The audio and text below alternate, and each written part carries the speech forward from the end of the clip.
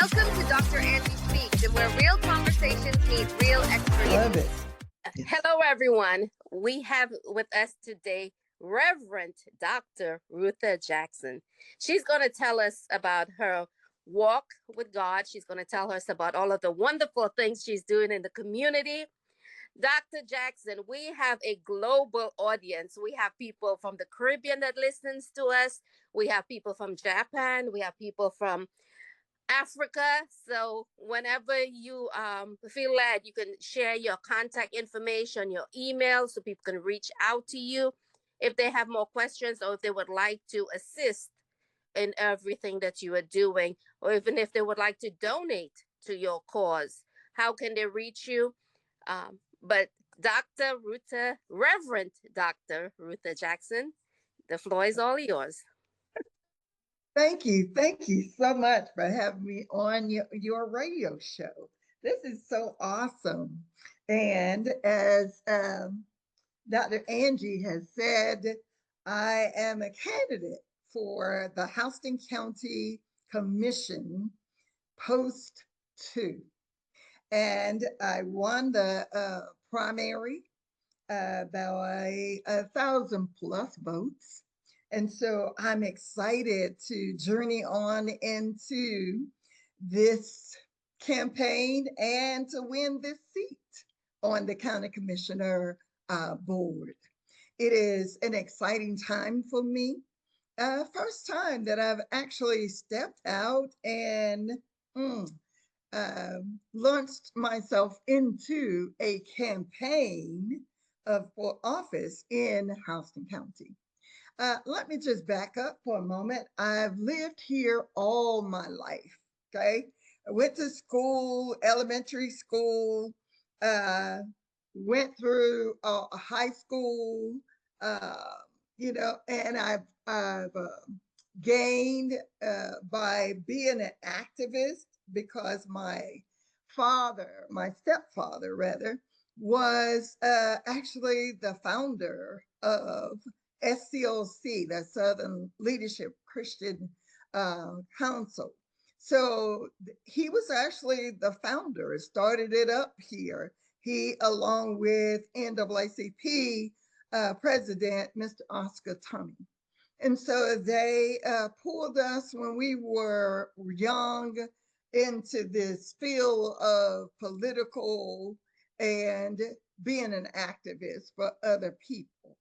So the fight has always been a part of my life. It's what I'm really trying to say. I have matriculated through Fort Valley State University, earned my bachelor degree there. And then after I matriculated through Fort Valley, and actually got a job teaching school here in Houston County in 1993. And so I've taught in Houston County for 25 and a half years. It's been very rewarding because while I was teaching, I was also a part of the United States Air Force Reserves. Oh. And so I served in the Air Force Reserve for 33 and a half years, which was even more rewarding because I got a chance to travel. When I was little growing up, my grandparents were sharecroppers. Some of you may or may not know what that is, but they worked for the owner of the land and they allowed us to live in the area in their house without paying rent and work the fields. Yeah. And so that was quite an experience in itself. But there were two things that I asked God for. I was always the rugged grandchild. I was always the one who worked in the field, the one who actually had to do the hard work. While my auntie and my uncle and them, they didn't have to do hard labor like I did as a girl, right? And so I asked the Lord, I said, Lord, allow me to see the rest of this world or see something in this world other than this farm. And I would see the airplanes going over, right? I knew they were going somewhere. Mm-hmm. And I said, Lord, I want to be able to see the world. Yeah. And then I want to be a teacher, Lord. And so God granted me both those things. And so I am just excited about having God in my life, because I've been able to see some things. I've been able to do some things, not only physically, but spiritually as well. I wouldn't take anything from my upbringing, because all of those things have taught me and brought me where I am today, and to be the person that's committed, that's accountable, that's responsible, that is an entrepreneur, that is one who does not give up even when it gets tough. We still hang in there no matter what. No matter what it looks like, that's not the end of the story. And so it has guided me through, it has given me principles for my life, stamina issue, if you will, Yes. that God is greater in me than Mm. he that is in the world. And so I stand on those principles today as I enter into this arena, this political arena. And I am not about political issues being my platform. I'm about people. Mm-hmm. And I'm about what more we can do to help our people advance in the county. Yeah. Not about what I think about should do this political cycle that's going on and all of this negativity. That's not what I'm about, because that's not what my Jesus is about. He's about loving people. He's about serving people, right? And Yes. so he said, we are to be about helping our brothers and our sisters improve their lives. Once he has raised you up, then you ought to be able to pull somebody else up. And so, and that is what I predicate my life on. That is what I do, bringing people together. And what I hear people say in the county is that they're tired of division, they're tired of Yes. political fighting. Yes. And the county government should not be about partisan battles, right? It Yes. should be about fixing roads. It should be about supporting public safety, planning for growth, and making life better for our community. I believe we can disagree respectfully, Yes. and still work together to move Houston County forward. Responsible growth is important here in the county.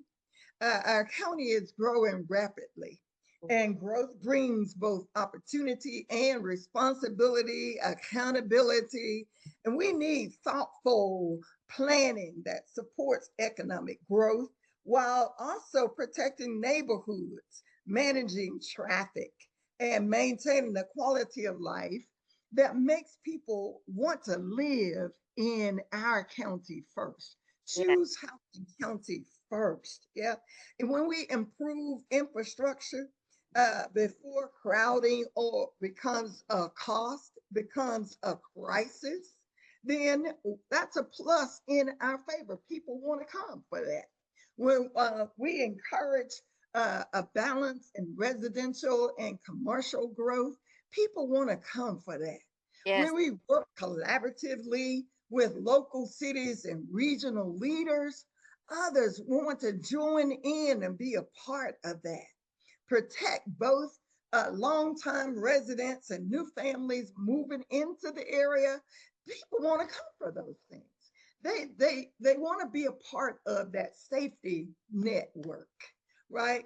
And so the physical responsibility with smart investment can bring more people to our county. I believe in a responsible budgeting and transparency, because folks want to know where their money going.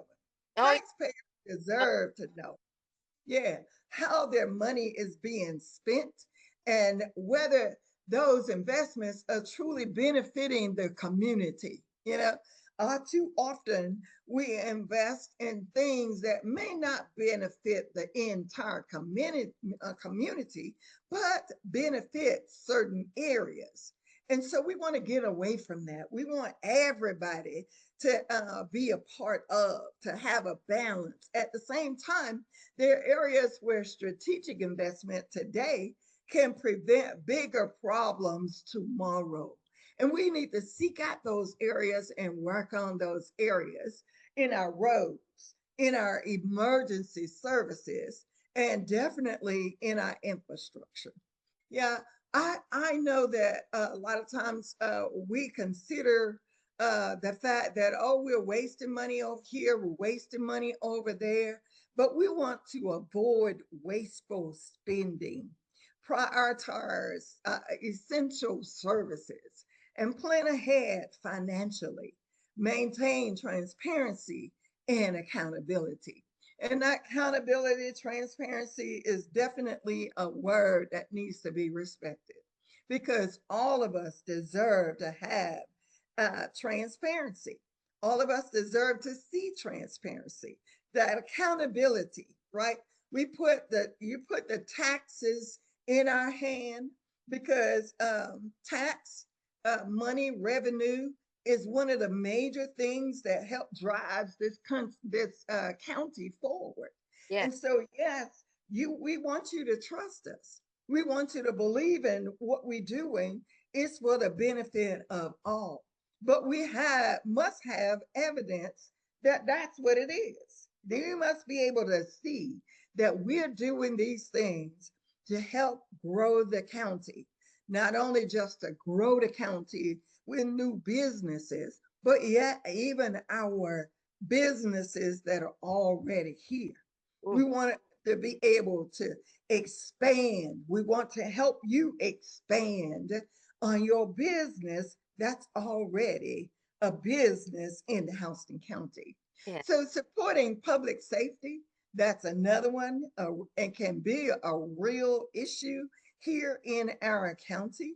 We need to support our law enforcement officers, firefighters, and emergency responders while also strengthening trust and communication throughout the community because we need competitive pay and retention. We need strong emergency response systems. I think you will all agree that when you call 911, it takes them forever, it seems, to get there. We Mm. want to improve on that, right? We Yeah. want better community partners in order to do that. We want proactive safety planning as the county grows. And we already know that the county is growing like wildfire. Yes. And as Houston County has incredible economic potential, especially with the presence of Robins Air Force Base and the hardworking people who call this area home. We should continue attracting good paying jobs, supporting small businesses, and preparing our workforce for future opportunity.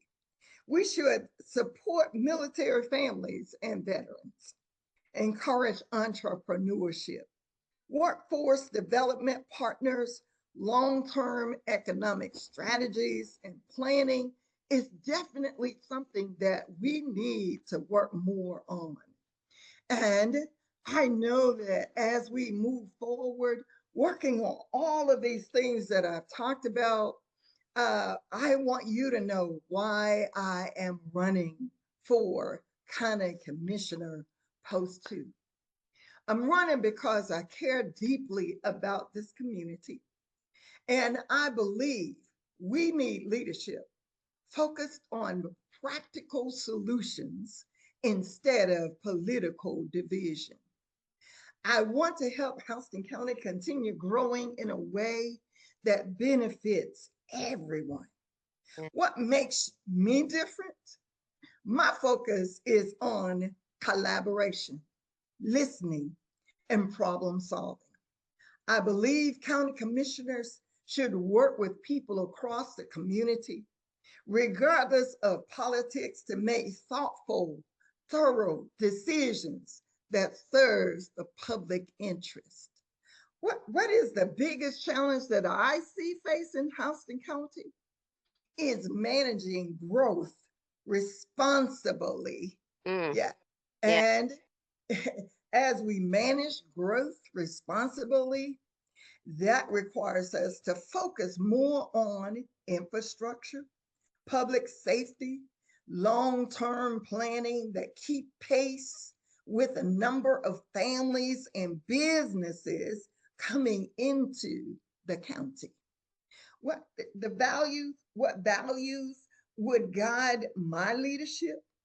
Transparency, responsibility, accountability, respect for taxpayers, and a commitment to listening to the people of Houston County. I believe Houston County has a bright future.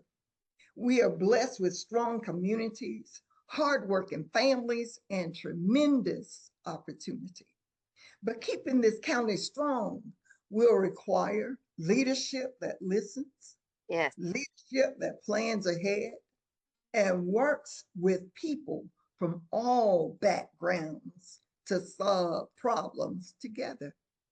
That's the kind of commissioner I hope to be. I would be honored to earn the trust and support of the people of Houston County because I know that together we can do more and more and more. Thank you for choosing me as your candidate for post to Houston County Commissioner. Thank Well you. said. You have my vote. I can hear passion in your voice. I can hear how much you care and that you have a heart to serve. Yes. Tell us a little bit about, I know you touched on your family, your ancestors. Mhm. So I know you, I know that you're grooming the next generation. So talk a Mhm. little bit about your family. Yes, I have three awesome daughters that we've raised and they matriculated through the Houston County school system.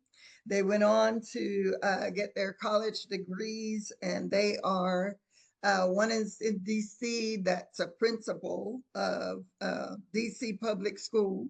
And my older daughter, she's a retired command sergeant major and yeah, and federal worker. And then my middle girl, she's a nursing assistant. She does coding for Emory.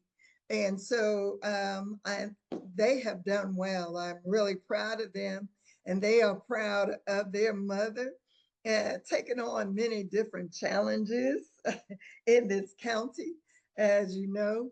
And I have two son-in-laws, two great son-in-laws, two grandsons. The Uh, last grandson yes. just graduated from high school, girl. And so he's moving on to what we hope is Alabama State, and he's going to play baseball. Oh, nice. Yeah, hopefully he's going to get a scholarship to play baseball, and that's one of his love. He loves basketball too. But whichever one that gives the most dollars, that's the one we're going to go with. So, but he's excited about it. And my family is deeply rooted in Houston County. My mom and dad, they didn't get married. And so I have like numerous brothers and sisters on my dad's side. I have seven brothers and sisters left on my mom's side. And so they pretty much live here in the area. Some of them live in New Jersey, some live in Virginia. So I'm well rounded and and scattered, right? Yeah. And so I say scattered because they live in so many different places. but they're excited about the work that I do. And as you well know, or you may not know, I am the former president of the Houston County branch NAACP, Yes. and I served there wholeheartedly for 6 years, moving and shaking things up here in Houston County so that we could have a better quality of equalization here in the county. Build a relationship with all of our military, with our law enforcement, with the county commissioners, with health people, and other teachers and other collabs here. Also got involved with the veteran group home, where we partnered with them over at the group home for veterans. And so we've expanded ourselves here in the county. I love this county. I've seen awesome, amazing movement here as far as growth and development. I am overly excited about the mayor, our new mayor, Mayor LaRonda Patrick, and her win for the mayor, first time ever. And when I win, not if, but when I win the seat of county commissioner, I will be the first African American in 40 years, 40 plus years, to sit on this board of commissioners, right? And also, I will be the first Black woman to sit on this board. And so, having all of those things as a plus in my favor. So, I'm hoping that, people will go out and vote. It's time for a change. It's time for diversity that they threw out the window. Mm.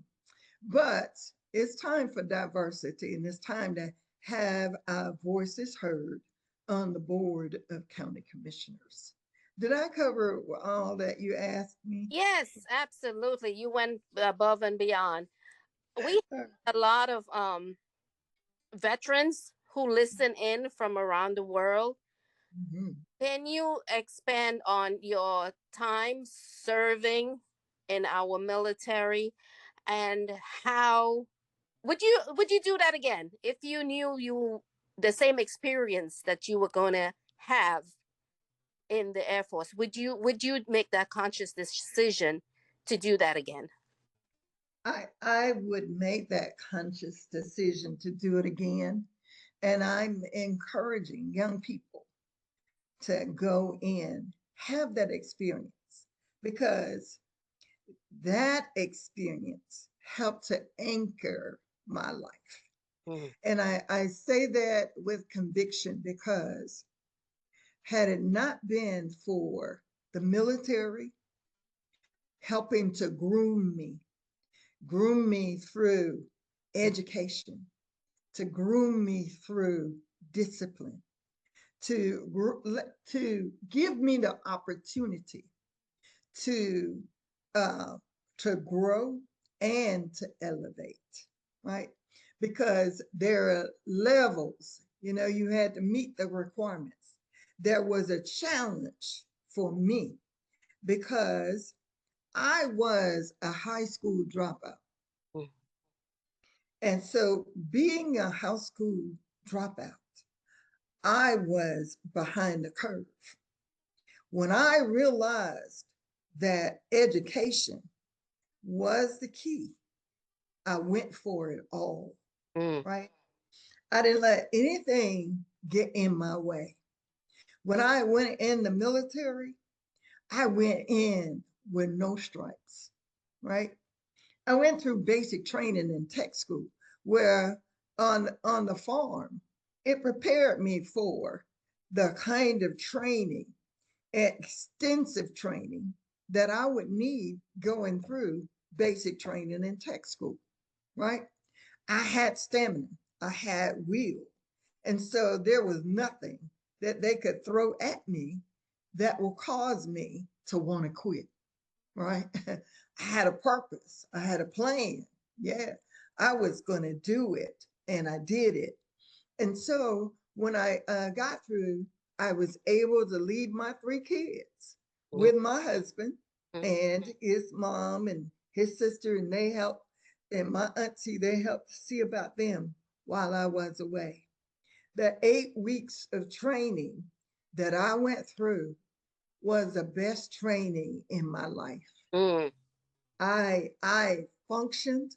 I was able to build from that. I was able to move forward from that. I had something greater in my future, right? And so when I got to my assigned duty station, which was the 94th Aerial Port Squadron, right here at Robins Air Force Base, I was able to go into that unit, and they picked at me. They talked about me, how it is that initiation when you're going, when you're slick sleeve, don't have no stripes at all, right? And so I prophesied right then and there. And I told them, I said, I tell you what, I said, by the time I become a staff sergeant, you will still be staff. Mm. Huh. Mm. And sure enough, because see, I learned the secret. The secret was to do the CDCs, Mm. to hit the books, to hit the books. And see, I was already developed as an educator. And so I had no problem reading and studying. And that elevated me so to the point where I did not wear they had like a sergeant stripe. I didn't even wear a sergeant stripe. I went from being an airman first class all the way to senior airman. And Wow. so from senior airman, senior airman to sergeant. And so I elevated real quickly, right? And so the Lord blessed me because I had him in my life, and I served him, and I praised him. And even during this time, I was carrying the weight of a church. I Mm. was pastoring through all of this, Wow. right? And so it was amazing how God manipulated it. Well, I won't say God manipulated now. I'll say that God planned, the Holy Spirit planned my schedule to where I didn't get bogged down.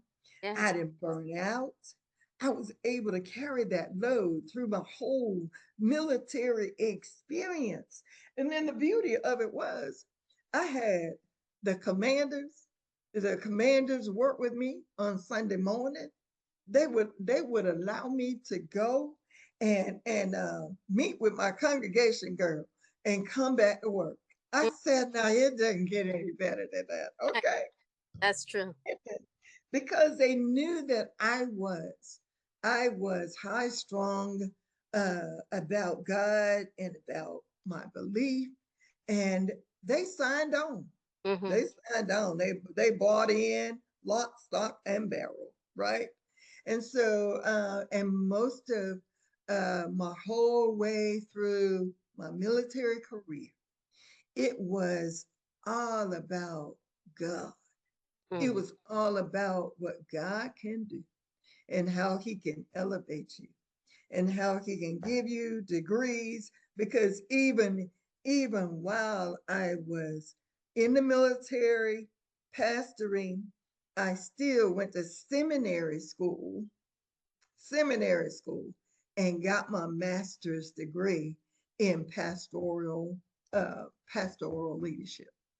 And so from ITC in Atlanta, I went there 3 days a week, 3 days a week, all the way, drove from Warner Robins to Atlanta to get that degree. I Yes. was just that determined. And so, and that was the Christ in me. Yeah. Everything that in every church, I've pastored 8 churches in the Christian Methodist Episcopal Church. And one of my churches in 1997 was burned down by a group of white guys. They went in the church and they set the Bible on fire. And back in the day, they had those curtains in the church, and the sparks flew up, caught those curtains, and they burned to no end. And these, one of the guys was a firefighter. Yeah, he was on the firefighting. That was his part of his job. Mhm. And so, they asked, well, why he didn't call anybody. And they were fearful because they were like 20, in their 20s, early 20s. And so they became fearful because, the unexpected thing. But see, when you handle God's word any kind of way, hey, stuff happened that you cannot explain, right? But the church burned down to the ground. So I'm in the history books of the Christian Methodist Episcopal Church as having one of the burned churches during 1997. And and so my name is also on the cornerstone of that church down in Perry's in Elko. It's the Oak Grove Memorial CME Church. And so God has aligned all of my careers, and that's how I looked at it. Because I went from one thing to the other because one thing could support the other, right? And I knew that by the time this end, this right here, I could go to. I knew that when this door closed, I could have this.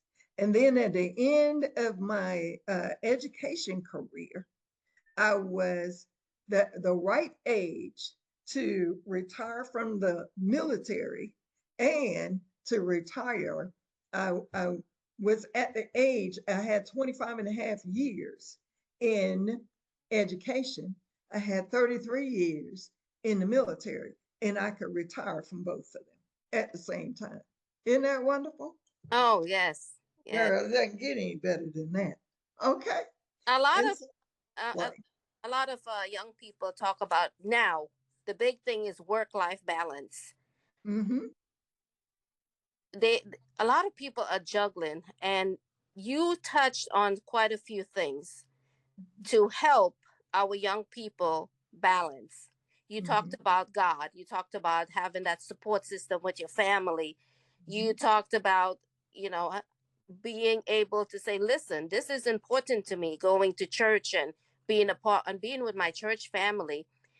So, what other advice would you give, especially to young people and some, seniors also, just Mm-hmm. balancing and juggling? And a lot of people are dating, and a lot of people is, trying so hard to have a social life. Mm-hmm. What advice would you give to them, or what have you found that works for you, just balancing? What I found works for me is definitely a schedule. Mm. You have to have a schedule and build your time in so that you don't get bogged down, right? You always leave space for yourself. Always leave space for yourself, even if it's nothing more than a time to meditate. Because I had to have time to write those scriptures, to write those sermons, and I had to have that space, right? And I had to have, uh, I always kept my kids involved. Now, a lot of people probably are not like me because I capitalized on moments. When I would drop my kids off, um, I took my work. I took whatever I had to do to. I got it done, right? And so when I came back, I didn't have to do that, right? A lot of people, when you take your kids, when you go somewhere, you leave your stuff. You know, my whatever I had to do was always with me. So when I found a moment to do it, hey, I was working on it. I was getting it done, right? Because I knew that I had a lot on my plate. Mm-hmm. And I knew that in order to do it and do it well, I had to do a little bit here, do a little bit there, you know. And so I was able to balance that. Um, Now, I say that for this generation, because I know that they feel overwhelmed, they feel, overpowered by life itself, Yes. right? And Mm-hmm. they have more choices than I had. They have more to deal with because it's an emotional thing now. And so God kept my emotional and my emotional stamina. He kept that together, right? Because I spent a lot of time praying. I spent a lot of time reading my word, and that balanced out my life. Like even my presiding elder, he said, I've never seen anybody like her. He said, and what she does it well, right? And so it was only by the grace of God. And so I say, and I really can't speak to the dating aspect because because I had a husband, Mm-hmm. right? And so when I got to a point where I couldn't do no more, then he stepped up, and so he was very supportive of everything that I did. He was supportive of. Now, he didn't always participate, but he definitely was. He had my back, right? And he had the kids. Is having a helpmate. Hmm. It's important. Yes, it's thoroughly important because a helpmate that loves you. No, let me say that that considers what you do is just as important as what he does, Yes. and that see how both of you can benefit from it, Mm. right? Because it's always a two-way street. Yes. It's it it is important for them to see, to buy in, and to see that, hey, and most of all, what's important is that peace. We're not arguing, we're not complaining about this and this and this. We're getting it done, Yes. right? And so that makes a world of difference, right? But I say to the young people today, um, don't try to put too much on your plate. I know that work, home, school, those things are vital important right now, because with the world changing the way that it is, you're going to need a lot of education in this world to get a decent job and to be at that point when you reach the age you need in order to be able to retire. And so I say that, and if you have children, don't try to put them in everything. Yeah. Be selective. Mm-hmm. Because they're going to get burnt out, right? And so you can't run, and then take care of yourself. So you got to take care of yourself too. So, limit some things. I know they want to do everything in the book. Yeah, my grandkids. Uh-huh. But you have to limit some things so that you can get some time for yourself. Yes. Most important. It's self-care. Self-care is very important. So what are some of the things you do for self-care? Because I know you have a lot on your plate also. Yeah. Like, look, I exercise every day. I go to the I go to the senior exercise class up at the pavilion Monday, Wednesday, Monday, Tuesday, Wednesday, and Thursday. That's what I would have been today at 5:15. but I have a showing for my house today. And Yeah. so, yeah, but I get that hour in, which is my self-care. I make sure I get that hour in. And when I'm booking stuff, I make sure that, look, I got to go to exercise. I don't play around with that because it makes me feel good. It keeps me pumped. It keeps me moving forward. And, being 72, yeah, hey, you got to keep moving forward.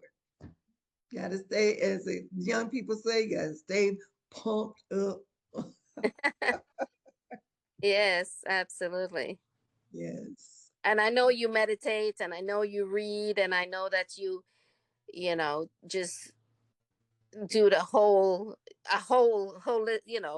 everything. Holistic thing. Yeah, you have to when people say self-care, it's not just about the physical body, it's also about Yeah. your mind.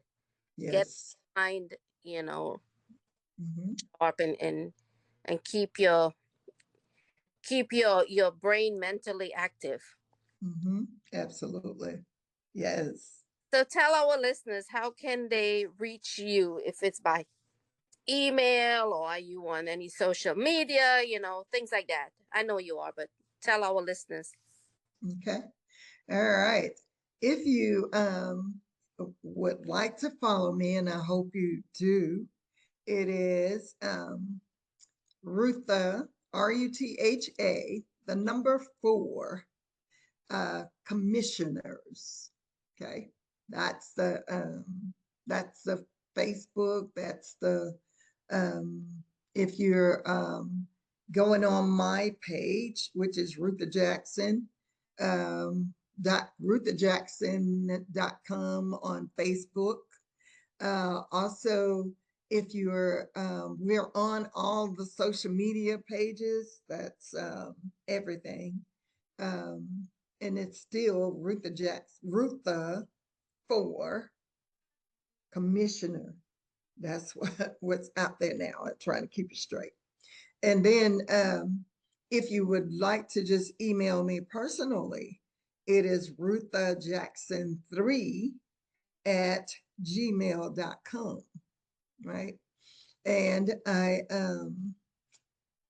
think that if you would like to donate, it's Rutha for commissioner, and it's Cash App, or you can use my phone number, which is 478-714-2419. And it may be a different phone number out on the website, because that is Rutha for commissioners for commissioner.com. Okay. So on any of those, you can reach me. And I hope that you will. I hope that I'll see some different emails coming through. And it would be great. Tell our listeners about your book. Oh, I forgot all about my book.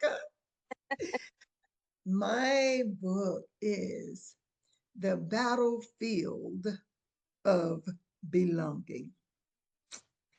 I chose that book because I had to figure out where I belonged, who I really am. And it wasn't predicated on where I came from, nor how I got started in life. And I stress that because my mother gave me away to be raised by my grandmother as a baby, right?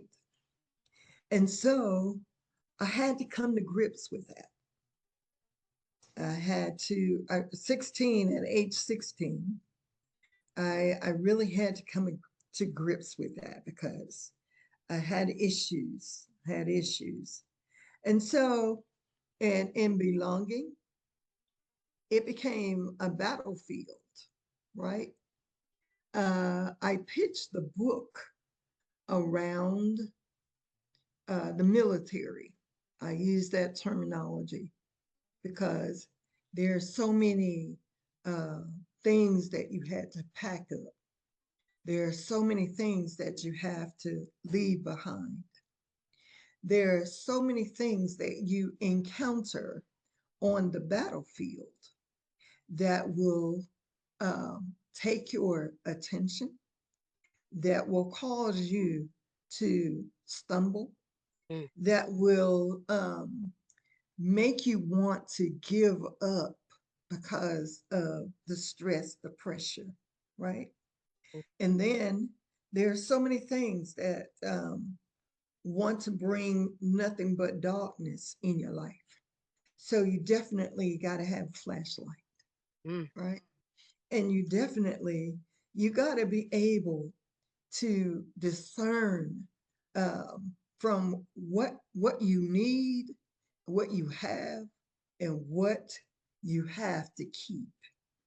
And so you have to sort through those things, right? And so life is very much similar to that. You have to make sure that you know who you are within because nobody else can validate you but you. And that comes from God. And so that's what my book is about. And I believe that my book could be a good tool for the young people today because not only just the young people, but the young adults, the middle-aged adults, because I guess older people, they kind of have lived through some things and, moving on. But that group seems to be stagnated. They seem to be stumbling. They Yeah. seem to be lost. And so when you know who you are and whose you belong to, Yes. then uh, you can deal with the battles that you face every day. So that's what my book is about. And you can find it on Amazon. It is on Amazon. It's on Barnes and Noble. It's on most of your major bookstores. Yeah, thank you for asking about that. I kind of forget that I have that piece going on. There's It's so hard, much for me. just being you, and we put one foot in front of the other. People ask me, how do I do all that I do too?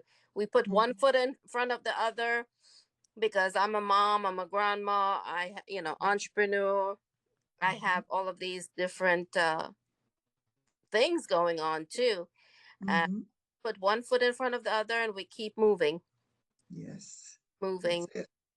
Mhm, Uh, any other advice for just people listening, people who want to get more involved in the community, people who want to do more, but they just don't know where to start or who they should talk to, or just people. A lot of times people have ideas in their heads and they mhm, want to do this, or they want to help, or they want to be a part of the growth, but they don't know where to start. They don't know what to do, who they should speak with, or what social groups they should be a part of.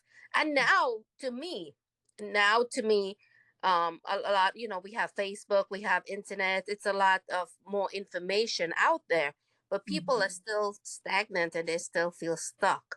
mhm, So what are some of the places that they can go to?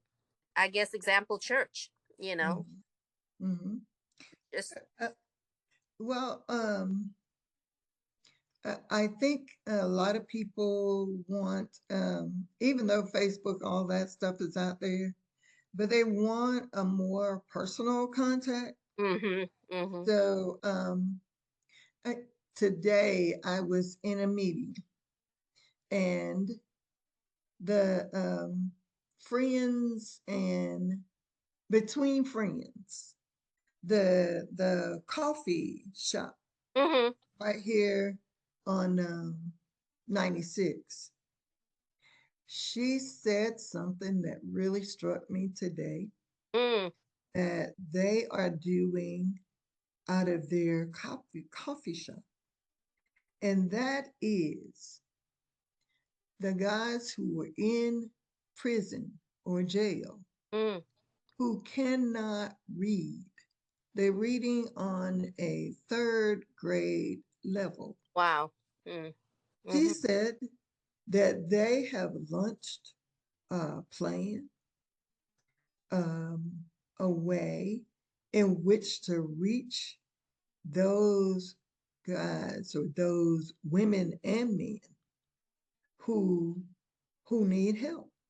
Mm-hmm. And so it, I wanted to stay and talk with her a little longer, but I couldn't. But I do know where they are. Right. But that is something that they want to do more. The things like that to help grow our community, to advance our community, right?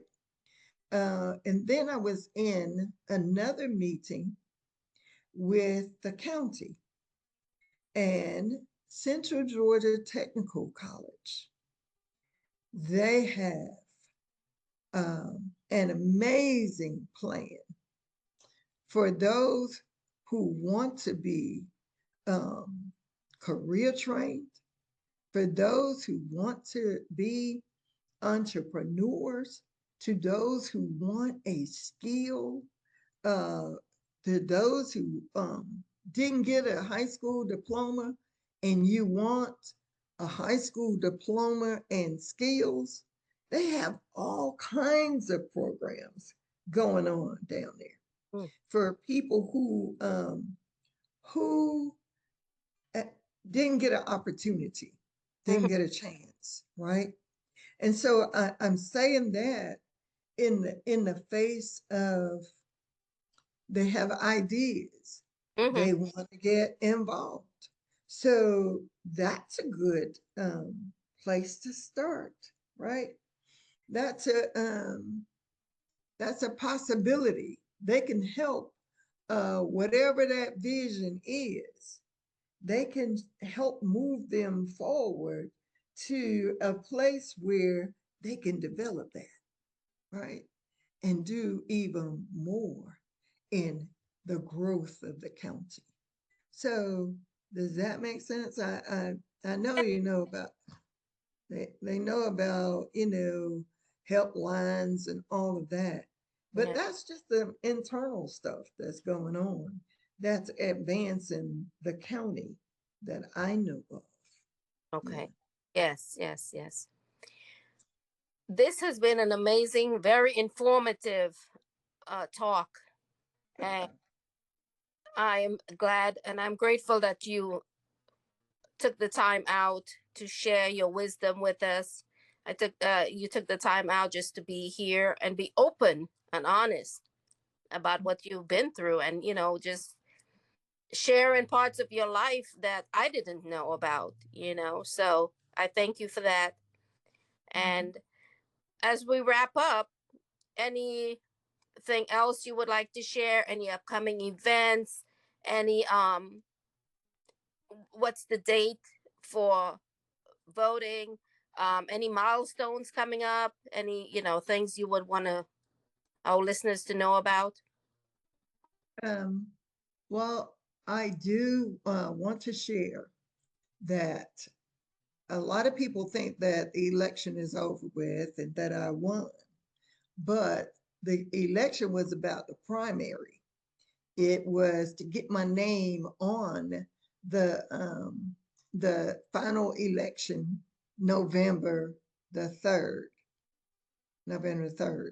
Yeah. And so November the 3rd, and even early voting starts October the 13th. So definitely we want to kick that early voting and go back out and vote for Rutha Jackson, County Commissioner Post 2. And we want to do it so well here in the county that they have staggering numbers. Why? Because this is the first time that we have had so many African Americans who are running for office on the ballots, right? And so we need change and we need to get in the seat, because if you're not at the table, you're on the menu, right? And Yes. so, so we're tired of being on the menu. It's time for us to be at the table. And so we want you to come out and vote.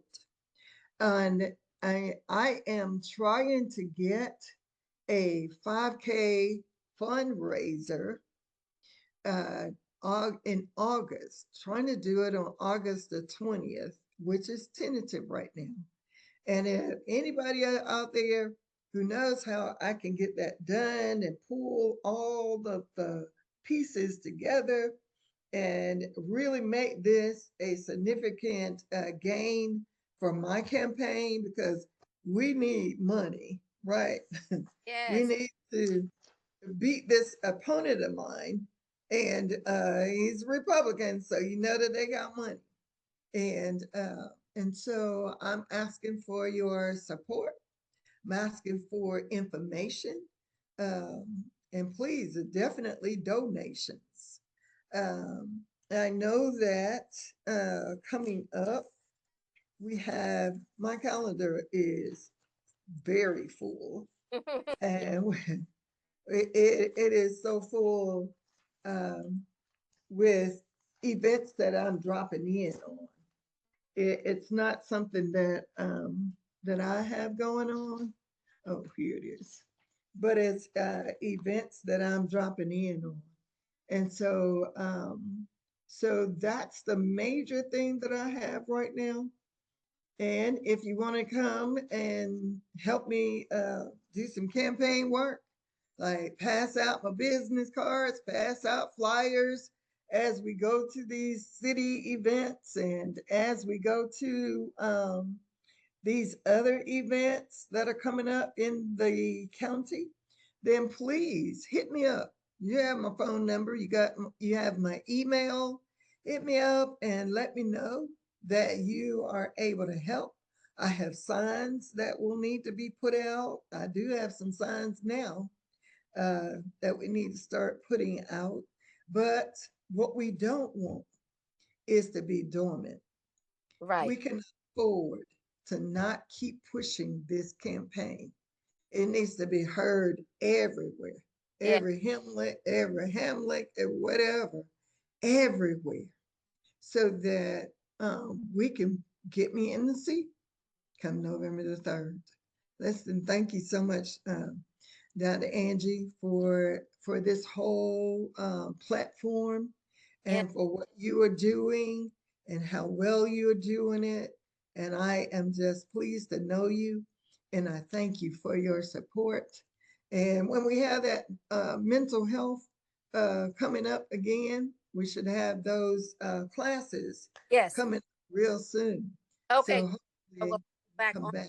and talk about mental health awareness Mm-hmm, and first aid certification mm-hmm. and any developments on, the campaign trail. I will have you back on. We could talk about that. We could Okay, talk about whatever, you would like to share. So okay. I thank you so much for your Thank time. you. And thank you for being a mentor to people that you don't even know that you're mentoring. But Oh, a lot of people have their eyes on you. So keep wow. pushing, keep doing what you're doing, and keep fighting a good fight. All right. Thank you so much. Thank All you. right. God bless. All right. Bye bye. That's a wrap on today's episode of Dr. Angie Speaks. If this conversation moved you, challenged you,